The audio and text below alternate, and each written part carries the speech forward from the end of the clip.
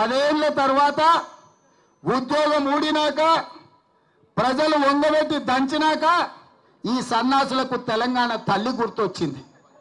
అక్కడ తెలంగాణ తల్లి పెడితే బాగుంటుందని, మనకేమో ప్రజలకేమో తెలంగాణ తల్లిని పెట్టాలంటున్నాడు. ఆయననేమో మా అయ్య పోతే మా అయ్య విగ్రహం పెట్టుకుందాం అనుకుందాం, రాజీవ్ గాంధీ విగ్రహం ఎట్లా పెట్టారు అంటాడు. అందుకే తెలంగాణ తల్లి అంటే సోనియమ్మ కనిపించే తెలంగాణ తల్లి. ఆమె జన్మదినం డిసెంబర్ 9 నాడు, తెలంగాణ రాష్ట్ర ప్రకటన డిసెంబర్ 9, 2009 నాడు కేంద్ర ప్రభుత్వం మన్మోహన్ సింగ్ గారి నాయకత్వంలో చిదంబరం గారు ప్రకటన చేసింది. అక్కడ ఇక్కడ కాదు, ఈ రాష్ట్ర పరిపాలనను అందిస్తున్న సచివాలయం లోపట, బయట ఎక్కడో కాదు, సచివాలయం లోపట డిసెంబర్ 9 నాడు తెలంగాణ తల్లి విగ్రహం పెట్టే బాధ్యత మేము తీసుకుంటాం. ఈ సన్నాసులు 10 ఏళ్ళ అధికారంలో ఉన్న తెలంగాణ తల్లి విగ్రహం పెట్టలే. 10 నెలల లోపలనే తెలంగాణ తల్లి విగ్రహాన్ని పెట్టి ఆ తెలంగాణ తల్లికి నిజమైన వారసులమని నిరూపించుకునే బాధ్యత ప్రతి కాంగ్రెస్ పార్టీ కార్యకర్తదని నేను చెప్పదలుచుకున్నా. అందుకే మిత్రులారా, ఇవాళ మనం రైతు రుణమాఫీ చేస్తే రైతులను రెచ్చగొట్టాలని వాళ్ళ కార్యకర్తలు రైతుల ముసుగులో ధర్నాలు చేస్తారు.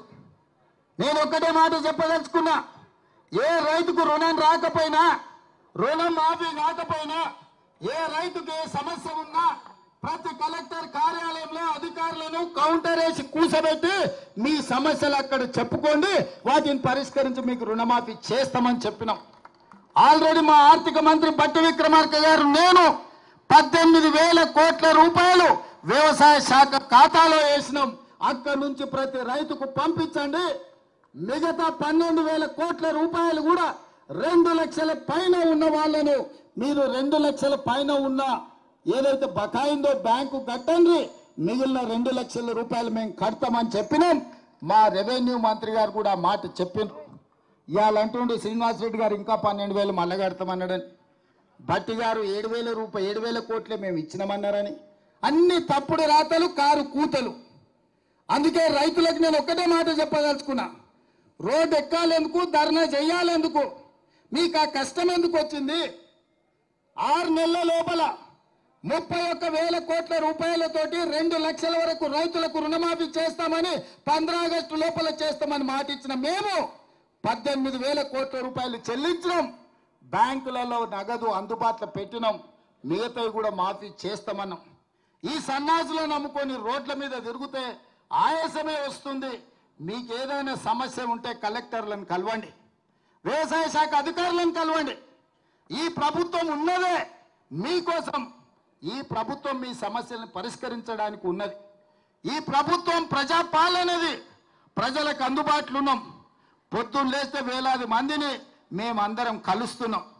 నేను అడుగుతున్న ఇవాళ తెలంగాణ సమాజాన్ని, ఎన్నడైనా 6 నెలలకు ఒక్కసారైనా కేసీఆర్ ముఖం చూసినారా? ఫామ్ హౌస్లో బోర్లో వండుకునేటోడు ఇవాళ రోజుకు 18 గంటలు నేను మా మంత్రులు గ్రామాలు తిరుగుతూనే ఉన్నాం కదా, వచ్చిన వాళ్ళనల్లా కలుస్తూనే ఉన్నాం కదా, మీ సమస్యలు వింటూనే ఉన్నాం కదా, మీ సమస్యలు పరిష్కరిస్తూనే ఉన్నాం కదా.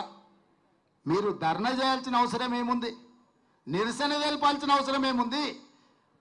ప్రభుత్వం విననప్పుడు, ప్రభుత్వం మీ మాట ఏం జరుగుతుందో కనుక్కోనప్పుడు మీరు నిరసన తెలపొచ్చు, ధర్నా చేయొచ్చు, రాస్తా రోకో చేయొచ్చు.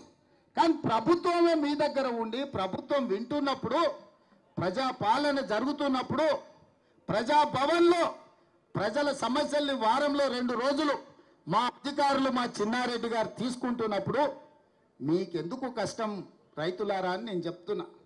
అందుకే 10 ఏళ్ళు మిమ్మల్ని దోసుక తిన్నారు. కాకులాక గద్దలాక మీ రక్త మాంసాలను పీల్చి పిప్పి వేసిన ఈ సన్నాసులు మళ్ళీ ముసుగులో దొంగలు ముసుగేసుకొని ఇవాళ మళ్ళా మీ దగ్గరకు వచ్చి మభ్య పెట్టాలని చూస్తారు. ఈ దోపిడీ దొంగలే కదా ఈ 10 ఏళ్ళు మిమ్మల్ని దోసుకున్నది. ఈ కేసీఆర్, ఈ హరీష్ రావు, ఈ రామారావే కదా మిమ్మల్ని కొల్లగొట్టింది. ఆ కొల్లగొట్టిన సన్నాసులను 6 నెలల కింద మీరే కదా బొందబెట్టింది. మరి ఆ బొందబెట్టిన వాళ్ళను మళ్ళా గ్రామాలకు ఎట్లా రాణిస్తుండ్రు మీరు ఒక్కసారి ఆలోచన చేయమని రైతులకు విజ్ఞప్తి చేస్తున్నా.